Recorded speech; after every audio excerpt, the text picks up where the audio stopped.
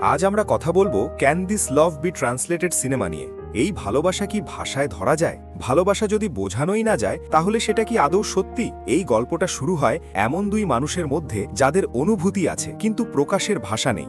একজন বিশ্বাস করে ভালোবাসা মানে বলা নয়, অনুভব করা, আর অন্যজন ভাবে না বলা ভালোবাসা কখনোই সম্পূর্ণ হয় না। তাদের সম্পর্ক গড়ে ওঠে কথার চেয়ে নীরবতায়, কাছে আসার চেয়ে দূরত্বে। প্রতিটি মুহূর্তে একটা প্রশ্ন ঝুলে থাকে, ভালোবাসা কি সত্যিই অনুবাদ করা যায়?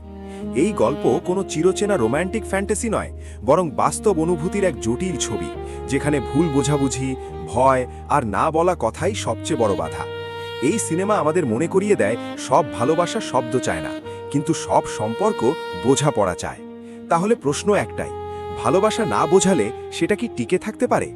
এমন আরও অজানা গল্প জানতে চাইলে সাবস্ক্রাইব করে রেখো, কারণ পরের গল্পটা হতে পারে তোমার কল্পনারও বাইরে।